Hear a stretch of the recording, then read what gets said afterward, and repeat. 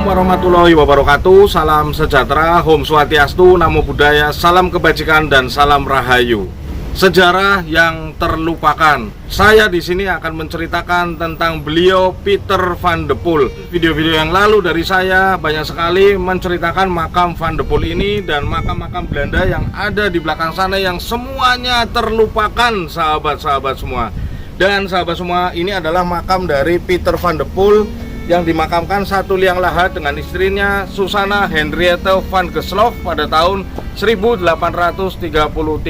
Siapa itu Pieter van de Poel? Oke, kita lihat ke sini dan kita akan melihat marmer yang ada di makam beliau Pieter van de Poel. Hier rusten de Welscher Heer Pieter van de Poel in leven Ridder van de Militair William Orde Residen van Tagal. Gap Gas 9 Mei 1786 dan overall 25 Mei 1833.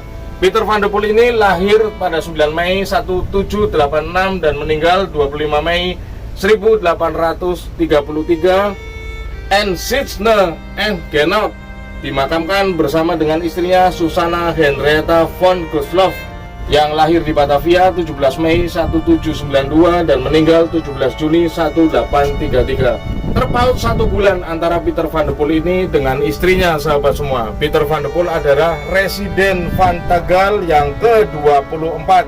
Beliau menjabat Residen Tegal pada tahun 1824 dan berakhir pada tahun 1833. Pieter van de Poel ini banyak sekali jasanya untuk Tegal ini, sahabat semua. Dia mendapatkan bidang jasa dari Ratu Wilhelmina yang ada di Belanda karena jasa-jasanya memajukan kota yang sangat strategis ini. Kota Tegal, kota di tengah-tengah Jawa Tengah, sangat strategis sekali. Kemajuannya banyak sekali dan kemajuannya pesat sekali. Beliau ini mempunyai anak ya, 3 orang anak, yang 2 itu meninggal di Belanda dan yang 1 adalah ini, Jos Johan van de Poel. Beliau ini adalah residen Pekalongan pada tahun 1852 sampai dengan 1857. Dan kita lihat marmer yang ada di depan sana yang tertulis makam beliau Jos Johan van de Poel. Dan sahabat semua, ini ada Bandi ya di sini ya. Beliau ini adalah orang yang tidur di makam Kerkhof ini, sahabat semua. Dan ini adalah makam dari Jos Johan van de Poel. Batu marmer di makam Jos van de Poel ini sudah diperbaiki lagi ya, karena batu marmer yang dulu itu udah hilang.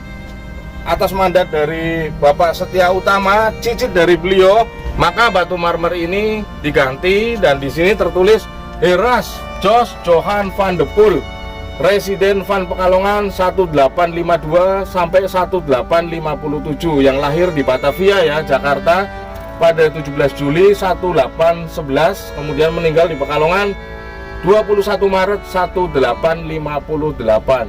Sahabat semua, sebelum Jos Johan van de Poel ini menjadi residen Pekalongan, beliau menjabat sebagai Menteri Kebudayaan di Batavia pada tahun 1850 sampai 1852. Dan sahabat semua, Jos Johan van de Poel ini sangat dekat sekali dengan Edward Douws Dekker sebagai fasilitator saat sebelum Budi Utomo. Dan Jos Johan van de Poel ini merangkul orang-orang pemuda-pemuda Indonesia yang pintar-pintar disekolahkan ke Netherlands dan disekolahkan ke Jerman atas saran dari Douws Dekker, dan beliau ini adalah fasilitatornya, sahabat semua. Sejarah ini memang terlupakan sekali, tidak ada mungkin ya sejarah-sejarah di pelajaran-pelajaran lalu saat kita bersama-sama sekolah dulu kala ya, sejarah tentang Jos Johan van de Poel ataupun sejarah tentang Pieter van de Poel. Dan sahabat semua, di makam Belanda Kerkhof ini di belakang sana juga ada makam yang sangat bersejarah, namun kondisinya juga sudah sangat terbengkalai dan terabaikan. Kita akan melihat ke sana ya, ke makam dari Theodora Katarina Antonis. Dia adalah seorang istri dari Residen Tegal juga, sahabat semua. Istri dari D.A. Varker Visser, Dick Anthony Varker Visser, Residen Tegal yang dimakamkan di Monumen Taman Prasasti Jakarta. Betapa hebatnya kota Tegal ini, sahabat semua, yang sejarahnya itu dilupakan saat zaman kolonial Belanda. Tidak semua orang Belanda itu setuju dengan pemberontakan atau setuju dengan yang namanya peperangan. Jadi orang-orang yang dimakamkan di sini terutama di makam Belanda Kerkhof Tegal ini, mereka itu ingin agar Indonesia merdeka karena mereka itu sudah betah tinggal di Indonesia. Oke sahabat semua, kita akan melihat makam dari istri Dirk Anthony Varker Visser atau D.A. Varker Visser, Theodora Catharina Antonis, yang ada di belakang sana sahabat semua. Nah, ini adalah makam dari Theodora Catharina Antonis, istri dari D.A. Varker Visser, residen Van Tagal setelah Peter van de Poel sahabat semua. Kondisinya sudah sangat memprihatinkan sekali dan ini sudah doyong ya, atau sudah mau roboh. Dan di makam ini juga ada sebuah tugu ya, yang menandakan beliau ini adalah istri seorang pejabat sahabat semua. Ini makam dari Theodora Catharina Antonis yang dimakamkan bersama dengan putra-putrinya di makam Belanda Kerkhof Tegal, Otto Ledewich Wilhelmina and Albert Hubert Antonius Egenot and Kinderen van D.A. Varker Visser, residen Van Tagal, dan 18 Juni 1837. Beliau dimakamkan di sini pada tahun 1837. Dan video dari pembersihan makam ini atau bersih-bersih makam bersama dengan Tegal History ya, kami cantumkan di link deskripsi. Makamnya ini sangat bagus sahabat semua, dan ini adalah autentik, masih dengan ornamen-ornamen tahun 1837 yang berbentuk seperti Eropa klasik sahabat semua. Dan di atas makam ini terdapat sebuah bulatan seperti ini ya sahabat semua. Keren, mantap. Dan saat yang lalu, saat pembersihan, kita sudah menebang pohon-pohon yang ada di sini bersama dengan Disperkim Kota Tegal sahabat semua. Dan doakan kami untuk bisa melestarikan peninggalan-peninggalan bersejarah ini untuk bisa menjadi cagar budaya, karena sejarah itu jangan sampai dilupakan. Seperti saya bilang tadi, bahwa sejarah adalah cikal bakal majunya suatu bangsa. Theodora Catharina Antonis, Otto Ledewich Wilhelmina. Dan ini adalah makam yang sangat bersejarah karena D.A. Varker Visser, residen Tegal, yang dimakamkan di Museum Taman Prasasti Jakarta.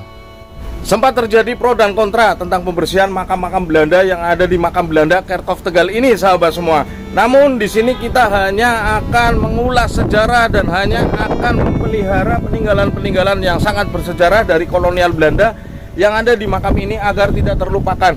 Karena sejarah-sejarah itu sangat penting sahabat semua. Seperti makam Peter van de Poel, makam Jos Johan van de Poel, dan makam lain orang-orang Belanda yang ada di makam ini. Dan semoga bukti-bukti sejarah ini tetap lestari dan semoga juga bisa menjadi cagar budaya. Semoga tayangan ini bisa bermanfaat buat kita bersama. Wabillahi taufiq walhidayah. Wassalamualaikum warahmatullahi wabarakatuh. Salam Rahayu.